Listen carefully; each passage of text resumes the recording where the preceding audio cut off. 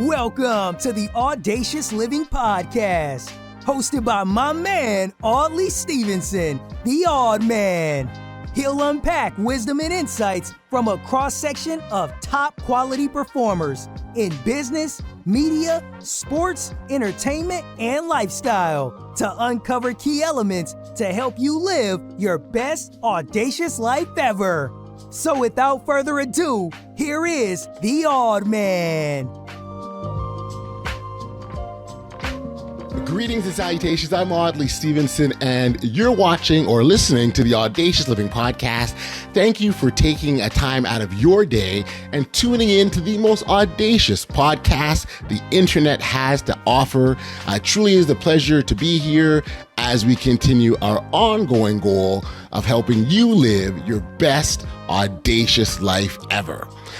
First and foremost, we've got some business to attend to, and I want to remind you that you can connect with us through our social media channels. On Twitter and Instagram, our handle is the Audacious Pod, and then on Facebook, you can find us under the Audacious Living Podcast.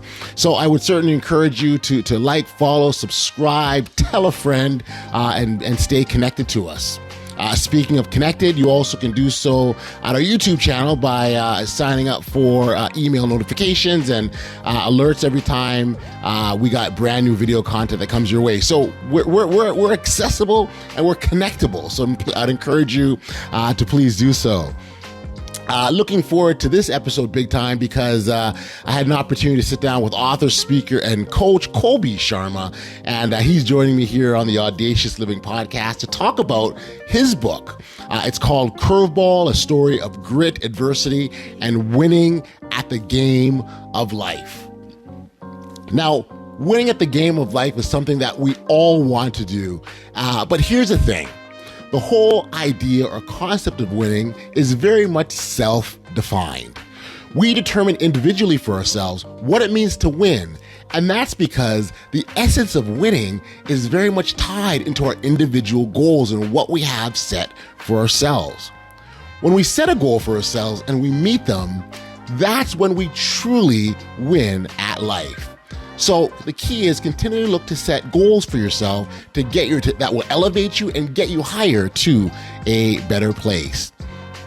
Colby's book was a lot of fun and it was a great read. And what I really enjoyed about it is that he used the game of baseball as a backdrop to tell a really important story about adversity. I can tell you firsthand that sports provides tons of opportunities for some incredible life lessons. And there's no question that Colby definitely knocked this one way out of the park. That's my baseball reference there. The other neat thing that you'll hear is, in Colby, and he gets a little choked up about this and emotional when he talks about every time he reads the foreword of his book, which was written by his father, Robin Sharma. He does get a little emotional about it. And of course, Robin, he's a writer and a motivationalist, and he's best known for his book or the book series, The Monk Who Sold His Ferrari. So we'll talk all about that as well. Maybe if there's a little, I'll get him to comment on the feelings of pressure that he may experience because of his father being so well known in what he's done, and he's kind of following his footsteps. So great conversation. You absolutely are going to enjoy this. And so without any further ado, here's my chat with Colby Sharma. Enjoy. Yeah, I'm really glad you could do that. I really appreciate you kind of coming through and hanging out like this. Of course. Anytime. Yeah. I love a lot of your work. Great stuff. Thank you. I'm gonna digress here and tell you a quick story, but so I'm a basketball guy, right? I work with the NBL Canada. I've been the commissioner there for the last 4 years, and so when the pandemic hit, as we know, everything got shut down, and the world of sports was non-existent.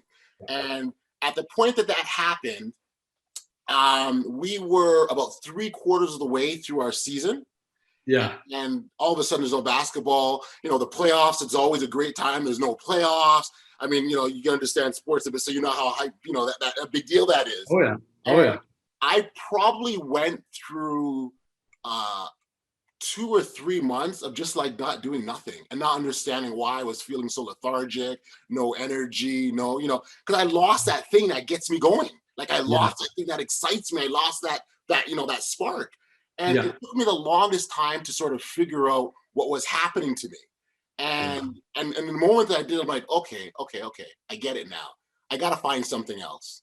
And here we go. I started a podcast. So yeah, there we go. It's a curveball in many ways. exactly. So yeah, it was really cool. And I think what I appreciate is the fact that I'm doing something that's very much a part of me and something that's important to me. And it's not about just kind of let me start this podcast kind of thing. It's very much around doing something that matters to me. Mm-hmm. That's the difference. That's the difference. I mean, so many go into a path, because they sense, some sense of overwhelm. I have to do so many things, as opposed to, really just stepping back and finding what is your most authentic and beautiful self. And that's where you really win at the game of life. And that's where you really find true success. That's it. Sounds like we kind of got started here. Right? We just gotta. Yeah. So let's just keep going. We call these interviews about Colby. They're just conversations more than anything else. And let's talk about winning at the game of life. Your book, Curveball, which I enjoyed. I want to go back because it was very creatively done. I love the style. The use of sports, and we always talk about sports. There's all sorts of great metaphors in sports. For sure. But the way this story was told was very unique. And maybe I don't read enough books to know how unique it is. Like someone say, no, it's done.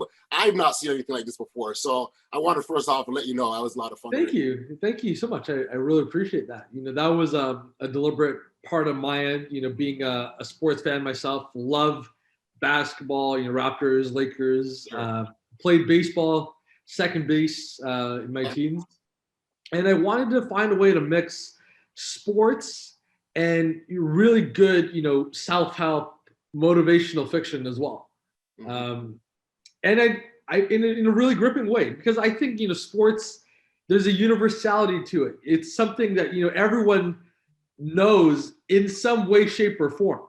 That's right. And you can speak to soccer, cricket, basketball, baseball, etc. And I think that speaks to the universality of the book. Yeah, and even if you're not a sports fan, right? Yeah. I think everyone can kind of relate to the whole thing. Okay, I'm at the batter's box. I got 3 strikes. Like everyone gets that, regardless if you follow baseball or not. You understand what that means, right? Totally. Well, I mean, when I was like editing the book and I was approaching my beta readers, a lot of them were just like, are you sure baseball is the right way to approach the message? I said, yes, absolutely, because it's not a baseball book. It's not a sports book. It's a life book. That's right. And the concept of curveball, is when life throws you an unexpected path and you have to pivot and you have to be resilient and you have to do all these little things that end up making a very big difference in the 9th inning when your back's up against the wall. Oh, that's exactly it. And what I find interesting is oftentimes, a lot of times, we're naturally doing these things. Like, you're just naturally pivoting as you should. I sort of talked about me pivoting and doing a podcast. You just naturally do it and not necessarily assign a label to it. I'm making a change. You just do it naturally. And I think so I truly feel it's inside a lot of people. For sure. But I think, it takes a lot of like external and internal forces to really bring that change out of you. I mean, as I said at page 67 of the Curveball, the importance of ritualization. Well, that's really borne out, more than anything, especially in these tough times, in isolation and the lockdowns and, this perpetual uncertainty that we feel. Right. I want to jump into one of the characters. I mean, the main character is Bryce. But actually, I want to start with Spooky, and I don't want to. At the same time, I'm trying to tread you because I don't want to give too much of the book away here because I want people to go and check it out. But certainly, Spooky is a character who's supporting or almost like a mentor kind of character role to Bryce. Is that a fair way of saying that? Yes, absolutely. So Spooky, as his mentor, appears from time to time, comes out with these 4 rules, if you will. Can we kind of still walk through those and give people a sort of understanding of what we're talking about here? Yeah. So, he's this like ephemeral guy that, what I like about it is like, you're not sure if he's really there or it's like some figment of his zoned out imagination, but it's a very interesting character. I'd say the first rule he sort of shares is the importance of one base at a time. It comes from page 23 of the book, where what is the next smallest step you can take to really get to your goals. And I think what I'm trying to say for your audience is, embrace inner reflection at the expense of outer perfection, though. Right. Don't surrender to adversity, and be comfortable in these challenging moments that really can bring your best out of it. But don't surrender to overwhelm. That leads me to the second rule from page 43 of the book, which is choosing your pitches, choosing how you respond, mentally, emotionally, physically to challenges, to uncertain times. There's a great quote from Viktor Frankl: between the stimulus and the response, therein lies our freedom. Yeah, right. And it's the importance of saying, just being really dialed in, very deliberate as to you can only feel so many emotions at one time. Got you. To really, get back to things we really need to get going. We can't feel everything, every single emotion. We can't feel grateful, right. And abundant. We can't feel happy and sad. That's and right. That's something, Bryce is getting to know for the first time in his life, because he's being humbled. He's being, at proverbial rock bottom. If you look a lot of the literature, the king baby syndrome, woe betide me, glorious me. How did I let myself get to this point? So he's really going through a very elementary process as the book goes along. When you even going back to the first rule there's a piece of this that is fascinating. I think a lot of people find challenging, and that's really getting comfortable with adversity, right? Almost welcoming it and saying, Colby, that's a tough one. Like if things suck in the moment, they suck. And I'm not supposed to be happy about it, right? Like it's tough. It is. It's tough. It's tough. As I also share at page 23, adversity loves your ego. It keeps you in that sandbox that traps you. Yeah. And that's the function of ego. That that primal mask that we wear. That that manifestation of a mask that prevents us from reflecting and doing the little things, and really blocking out. What good can I take away from this, though? How am I projecting who I really want to be out into the world? Gotcha. And that's where we really need to put that away and really retool ourselves. There's the concept of the Japanese proverb, the three faces. Yeah. One face we share with friends, one we share with family, one we keep in a box and never share with anyone at all. We need to be comfortable reaching into that box and saying, what did I come to be here for?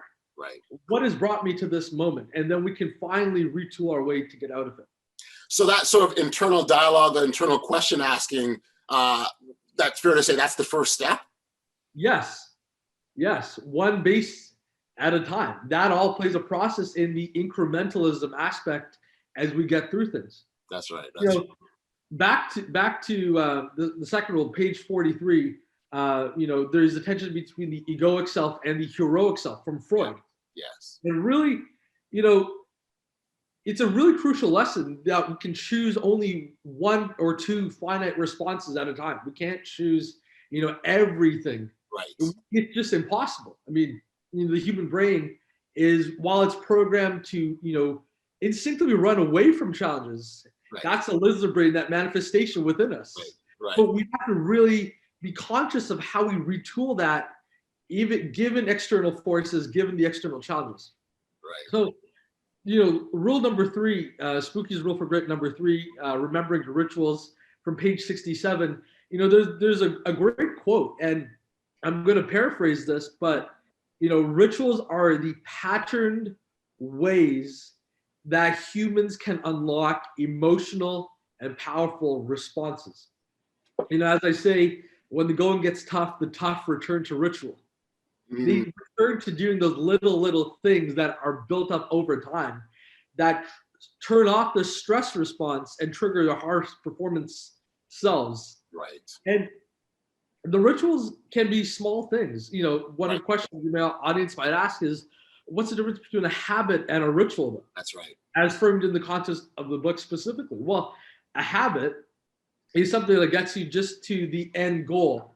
something I've done in the furtherance of that objective though. So, I want to get fit. I need to eat well. I need to dial in my nutrition, my diet, workout, etc. Yep. But the rituals are those deeper senses of communal practices. It might be religious rituals. It might be spiritual rituals. It might be any of those deeper things that really motivate our highest performance selves. Got you. It's the interesting thing with rituals is so the more time you go through a challenge, right, and you overcome that challenge, right, if you fall back on those rituals, so that you're not, listen, and again, using baseball, you're not going to hit a home run every single time you come to the plate, but doing those same things over and over again will, that at least guarantee you're on the right path, right? For sure. I mean, we all need to go that in the 180 degrees. We all need to go from first base to second base to third base, then to home. It's a ritual of life that it is that way. We go from one step to the other incrementally. We might need to take a bunt, we might need to walk, but that's okay. That's right. That is really okay. That's right. I mean, going to the science, there's a great piece by Scott Bernardo in the Harvard Business Review. He talks about the restorative power of rituals, especially in tough times. Rituals are a great way to bring some sense of control. Yeah. When things go out of control, when we feel overwhelmed, when we feel caught up in overwhelm and complexity, that's when we really need to get back to basics. A nice place of comfort. For sure. I mean, the human brain, it wants to be always like in control, but we need to know that we might not always be there. We might not always be, that 5-star athlete, at bat, swinging, monumentous things. Right. We might need to just go within ourselves and say, I might not be there now, but I will get there eventually. Yeah. You talked earlier about the ego, and that's a killer for a lot of people. That ego, it can take you down a path. That's a tough one, right? What's your comment on that? Totally. I mean, that's a slippery slope. When we get to ego, it's a very slippery slope. And being able to overcome that because it's a very natural response, right? Our ego comes very naturally to us, and to fight against that, I think that's where one of the challenges lie for people. For sure. So one of the things I would suggest in kind of breaking down the ego and really getting deeper into that is like, what am I feeling right now? What is this moment just trying to show me? Right. I have this concept called ASA, especially as we get into the next ritual, the next lesson in the book. So that's lesson number 4, adversity is a team sport. In challenges, that's the best time to ask for help, to really be vulnerable, to be that, that primal need, to seek out great advice, to help us retool our practices, to really get everything right so we get on that right track to win at the game of life. Right. So as I share at page 79 and 80 of the book, sometimes we lose sight of what matters the most when we need it the most. And the concept of ASA is really assessing what we might be depleted in, what we need to retool, what we need to refine and regain. Search is for searching out people that have that ability, that capacity to help us. And A is for acting on that great advice. Could be anything. It could be, a weekly meditation class, for those in the community that struggle with addiction. It could be a weekly AA online session. It could be anything like that really helps get us out of that egoic self and into that heroic self. Yeah. I oftentimes talk about that when I even reflect on my own life, Colby. When I look at sort of, my greatest successes, right? I recognize it wasn't on my own.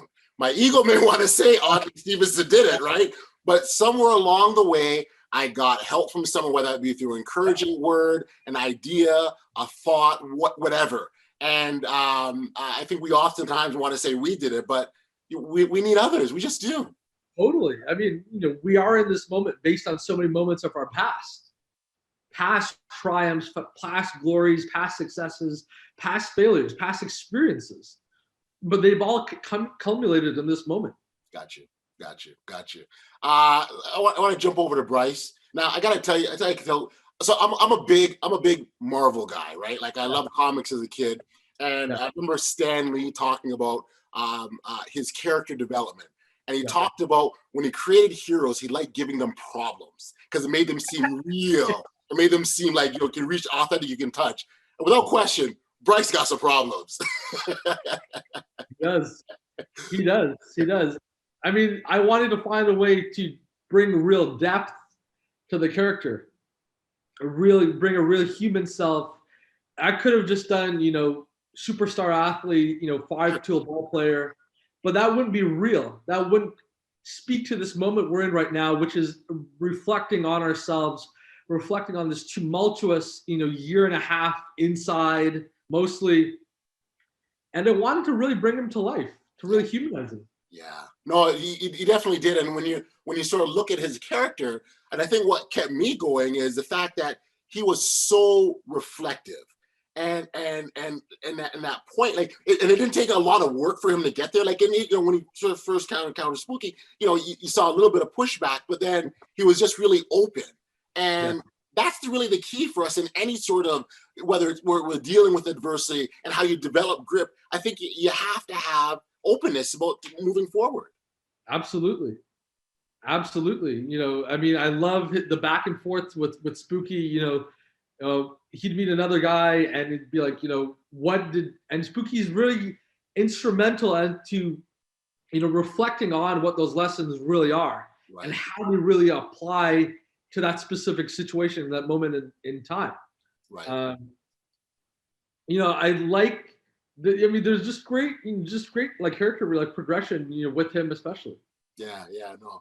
Well, and even when you sort of, and he's going through this sort of self-discovery, if you will, and reflecting on moments in his childhood that taught him really important lessons. And that happens to all of us. We may have forgotten about them. We maybe didn't realize the lesson in the moment, and we needed that trigger or jog. So we all need a Spooky by our side, right, to kind of help us remember these things. Well, back to lesson number 3, or Spooky's rule number 3. It's not so much that we need to learn new rituals, but we just forgotten the ones we did know, right, and we just replaced them subconsciously. We replaced them with, unhealthy coping mechanism. In Bryce's case, because we're fundamentally, when we get into situations that are difficult, that are complex, there's a desire to escape ourselves, to escape that moment that we find ourselves in. And he's doing that a lot in the book. He's numbing himself out. He's reflecting. He's caught up in this moment. And, I think, his wife is a great support system.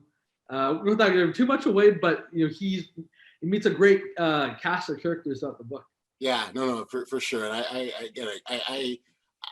The humanization piece, I think you did a great job with that. I want to sort of talk about that, just the writing process. This is your first book, right? So that process and that character development, because there definitely was depth to the characters in the book. Thank you so much. In terms of writing the book, oh boy. Well, I began summer 2016. Oh, wow. I finished my first year of law school. I just come home. I was working in Toronto. I wrote anywhere I could. Mm-hmm. I wrote at Tim Hortons near Union Station on Front Street. I wrote in my backyard. I wrote on the subway. I wrote everywhere. Yeah. A lot of it was my own personal experiences in this book. So it's fiction in that sense, because I think fiction is a unique vehicle to shape profound life ideas. But it's that those experiences were real. I played baseball, so I had to recreate what that was like, that setting, that feel of the stadium, that euphoric feel. Mm-hmm. I had a learning disability in my life as well, so that was my moment of adversity, right, personally, and I had to recreate that. When he's being teased by the bullies, etc. Right. In terms of writing it, it was hard. It was a lot of work. a lot of work, long hours, just a lot of sacrifice. Yeah. But what really kept me going is the why. Why am I doing this? Yes. Because I came from a moment that was profound. When I had my learning disability, I met so many people throughout that experience, my spookies, my people that were behind me every single step of the way. And I really wanted to put that in the book. I was also very fortunate to have grown up with a father that is a professional writer and a speaker himself. So I look to that for inspiration for writing the book and all that. And that he's been profound. He's been my rock. Oh, for sure. Absolutely profound. And growing up, we used to talk about books and ideas. Yeah, no. I listen. It's we've got different people in our world that can help us and support us, and he just Robert just happens to be your father, and I mean, why not? But at the same time, having said that, I think he's been found on a rock to a lot of people, like in terms of lessons and teachings and stuff like that. So, what was his reaction? How did he feel about the book? Out of curiosity. He was like outstanding. Nice. Outstanding. You were like authentic. You were real. You were true to yourself. Just outstanding. And every single time I cry at that forward. There's a piece in the forward at the beginning of the book. It was just like I cry every single time. Was there any pressure? I mean, knowing who your father is and the work he's done, and because people are going to actually look at you now and go, well, let's see, what his son can do. That's a great question. I mean, there is pressure in the sense, of course, like I might have thought of at one point when I was writing it, how would it live up to those books? Right. And you're caught with those feelings. I'm a first year law graduate, just finished first year. What the heck do I know? Back to the egoic self. I don't need to do this. I don't need to try. I'm just good running my own lane, my 1L lane. What am I doing here? Right. But every single time it's like, I reflect on that. It's like, we all start from somewhere, the monk started from somewhere, I want to start from somewhere, my own journey that I went through personally that no one can ever take away from me. Right. And I wanted to do that in a way that is meaningful and just impactful. This book, The Curveball, is about timeless lessons for a very timely moment in our world today. Any single person, busy executive, high school dropout, anyone in between can take something very tangible and actionable from this book. Yeah, and on this podcast we talk a lot about boldness and being audacious and taking that step, and sometimes that step has to be right into adversity for us to get where we need to be, because something I oftentimes talk about is that on the other side of adversity, that's where the true greatness lies. Absolutely. I mean, that's the only way to get your bountiful opportunity, to use the safe harbor principle. As I shared to kind of open the book, sometimes we have to lose something to find everything. And I don't mean that in a detrimental sense to anyone in the audience, but what I mean is, that maybe we need to be humbled. Maybe we need that step down on the ladder to get 10 steps up. That's right. We need to be vulnerable again. We need to be, good at facing unknowns again, because that's where greatness lies, and that's where we find our potential. That's right. And again, going back, sometimes people see that setbacks as a failure or something bad, and again, that step back might be to give you that perspective, to allow you to see things in a wider lens. And and then you can decide accordingly. Okay, I got to go here, or this is the direction I got to go into. Totally. I mean, we succeed, because of adversity, because of the failure, not in spite of it, though. That's where we can learn to really harness, these great tools at our disposal. That's where we can finally block out the ego that in such an unstable world, this climate we're in right now is all about like ego. Let me get through it as quickly as possible. Let me just continue as quickly as possible. I want to be the best parent I can possibly be. I need to be doing every single thing under the sun. But if we go back to, the lizard brain, that, the primal self, it wants us to be in that trap. But we need to find a way to get out of that, though, to get to where we truly are destined to be. Got you.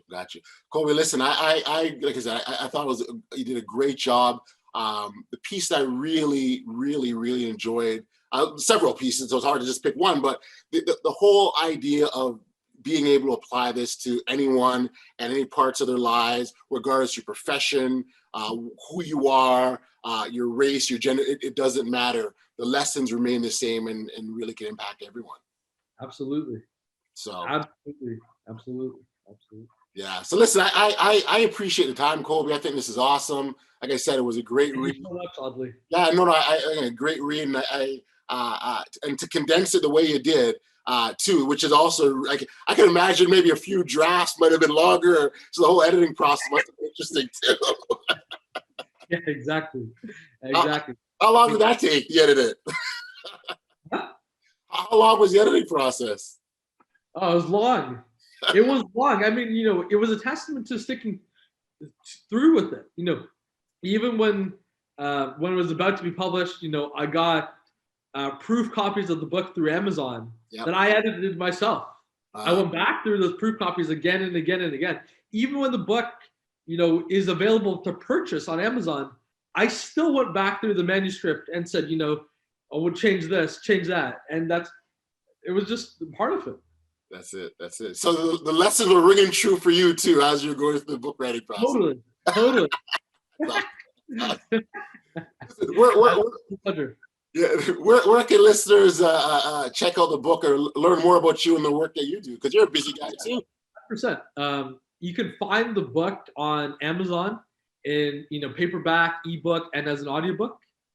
You can follow me on social media at Instagram, Colby Sharma Official, Facebook, the Curveball 426, LinkedIn, Colby Sharma. You can sign up for my mailing list at www.colbysharma.com. You can also get access to this course I created, the flagship course based on the Curveball. We go deeper into the book. That's available for $27.99. Okay.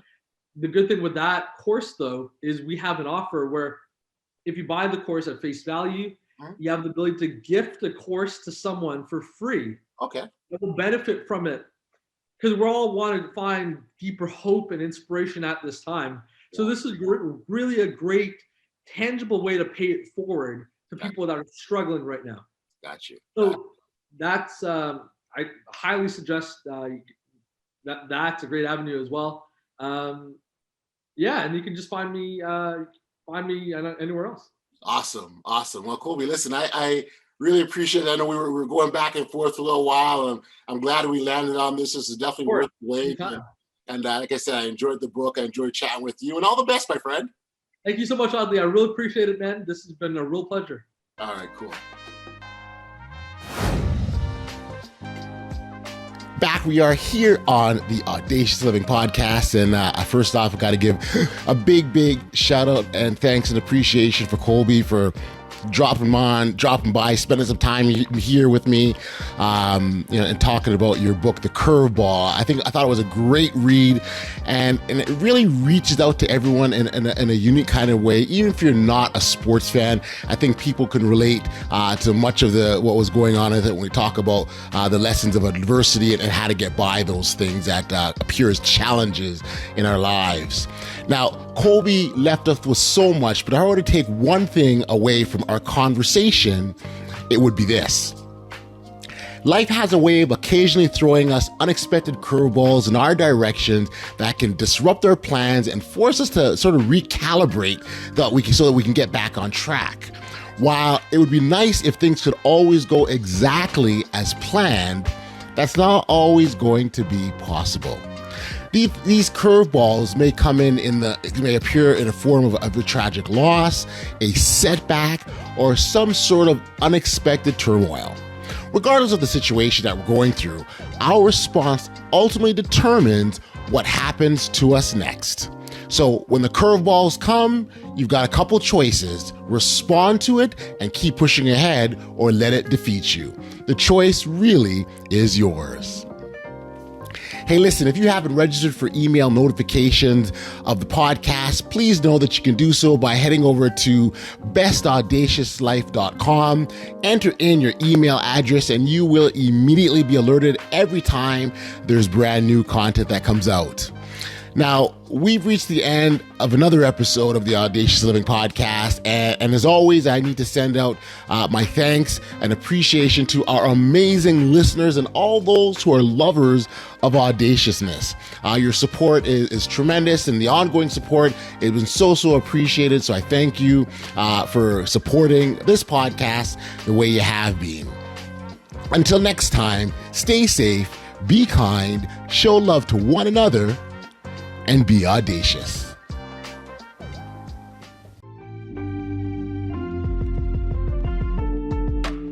You've been listening to the Audacious Living Podcast, hosted by Audley Stevenson. If you enjoyed what you heard, be sure to like, subscribe, and share. Until next time, be audacious.